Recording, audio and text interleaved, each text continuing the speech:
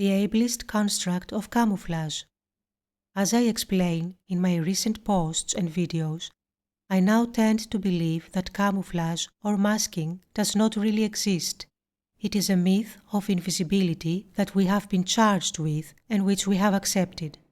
An entire level of invisibility has been constructed and labeled as high functioning, serving as a goal, as treatment.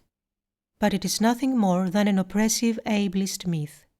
They play with our trauma, our oppression, and our internalized ableism as a psychological defense, as I wrote in a previous post. This is how we end up accepting this myth, along with the dominant and oppressive interpretations about who we are and what we do, our existence, visibility, access, social relationships, our place in society, our usefulness, even our basic human rights.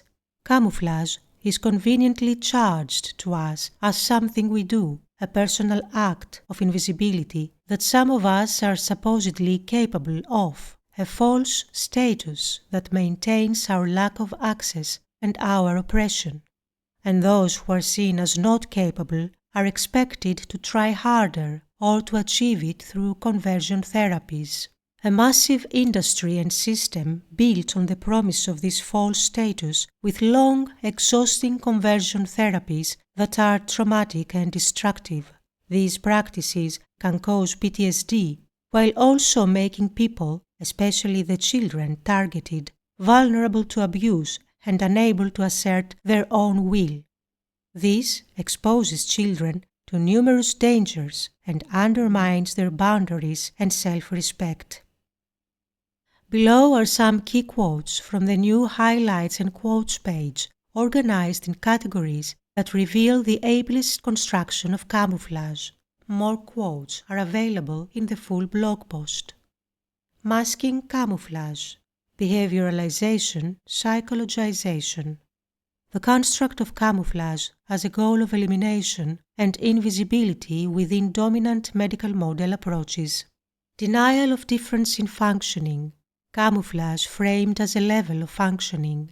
Camouflage is constructed as a personal act of invisibility that autistic people are charged with. The separation of behavior as an independent entity. The construction of an invisible functioning level. If a person achieves camouflage on their own, then they supposedly need nothing.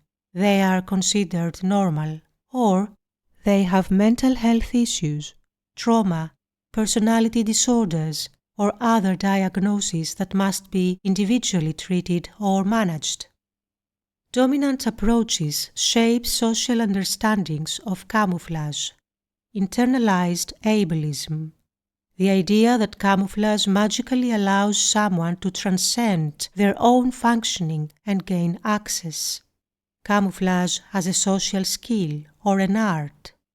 Denial of difference, behavioral and psychological framing, negative or romanticized traits, personality type, level of functioning.